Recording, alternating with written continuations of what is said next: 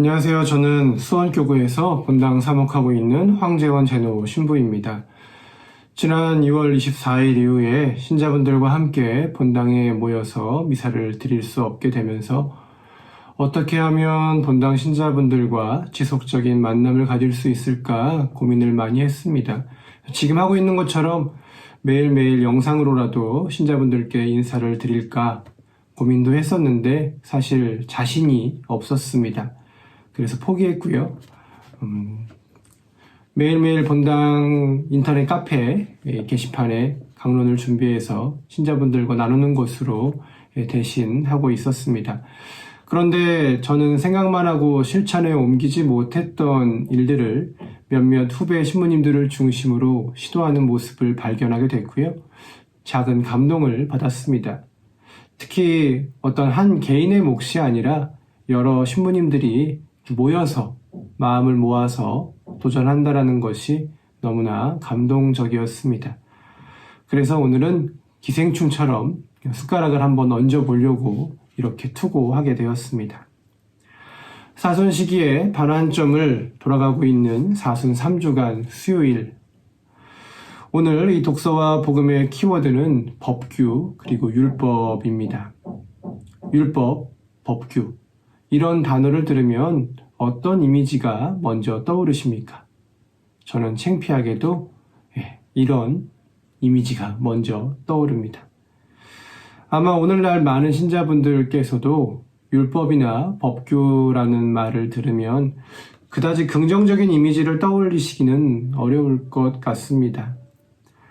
복음에서 예수님과 소위 맞짱을 떴던 사람들이 주로 율법을 공부하고 소유하고 이 율법으로 거룩한 자신들과 그렇지 못한 죄인들을 분리했던 바리사이파 사람들 또 율법학자들이었기 때문입니다.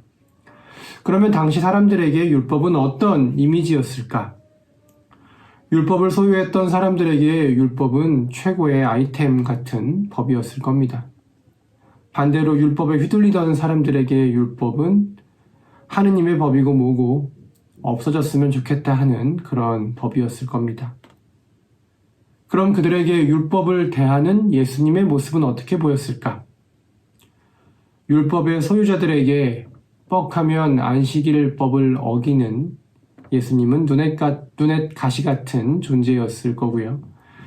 율법에 휘둘리던 사람들에게는 율법을 폐지하고 새로운 세상을 열어줄 수 있을 것 같은 구원자 혹은 혁명가 같은 이미지였을 것입니다. 소위 산상설교라고 불리는 마테오복음 5장의 일부분인 오늘의 복음에서 예수님 앞에 모인 수많은 군중 가운데에는 율법의 철저한 준수를 바라는 이들과 율법의 폐지를 바라는 이들이 섞여 있었을 겁니다. 이들 가운데에서 과연 예수님께서는 어떤 카드를 꺼내셨는가? 율법의 철저한 준수도 또 율법의 폐지도 아닌 율법의 완성이라는 카드를 꺼내십니다. 과연 율법을 완성한다는 게 무슨 뜻일까? 오늘 독서 말씀에서 힌트를 좀 얻어볼까 합니다. 1독서 신명기 4장 7절의 말씀입니다. 우리가 부를 때마다 가까이 계셔 주시는 주 우리 하느님 같은 신을 모신 위대한 민족이 또 어디에 있느냐? 또한 내가 오늘 너희 앞에 내놓는 이 모든 율법처럼 올바른 규정과 법규들을 가진 위대한 민족이 또 어디에 있느냐? 본래 율법은 새로운 삶을 시작하는 이스라엘에게 주어진 가이드라인이었고 지켜야 할 것들에 대한 명령이기도 했지만 무엇보다 언제나 너희와 함께 하겠다는 하느님의 약속이기도 했습니다. 하느님의 입장에서 율법의 완성은 율법의 철저한 준수를 주장하는 이들이나 율법의 폐지를 주장하는 이들을 구별하지 않고 모든 이들과 함께 구원의 길, 자유의 길로 나아가는 것입니다. 율법을 휘두르던 사람들이나 율법에 휘둘리던 사람들이나 이들에게 율법은 어느덧 통제의 법으로 변질되어 있었습니다. 그리고 그 법을 주셨다는 하느님은 통제하는 하느님으로 바뀌어 있었습니다. 하지만 예수님에게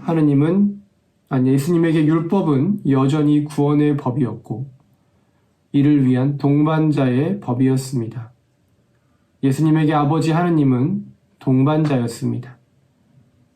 예수님께서 율법을 완성하시는 방법은 하느님처럼 세상의 동반자가 되는 것이었습니다. 율법을 완성하는 예수님의 방법이 하느님의 방법과 다르지 않다면 우리가 율법의 완성에 참여하는 방법도 예수님의 방법과 다르지 않을 것입니다. 갈등을 유발하는 것이 아니라 아파하고 있는 이들의 동반자가 되어주는 것, 그것이 우리가 율법을 완성하는 길입니다. 아마도 녹화를 하고 있는 지금 이 시간, 참고로 3월 17일 화요일 오전 10시 반을 지나고 있습니다. 이 시간은 국가에서도 또 교회에서도 중요한 결정을 앞두고 있는 시간인 것으로 알고 있습니다. 어떤 결정이 내려질지는 잘 모르겠습니다만 그 결정 안에서 우리와 함께 하시는 하느님의 길을 함께 걷는 것, 이 또한 율법에 참여하는 우리의 길일 것입니다. 아무쪼록 어쩌면 다시 찾아오지 않을 이 결핍의 시간들, 함께하는 모든 분들께 하느님과의 특별한 만남의 시간이 되시기를 빕니다. 들어주셔서 감사합니다.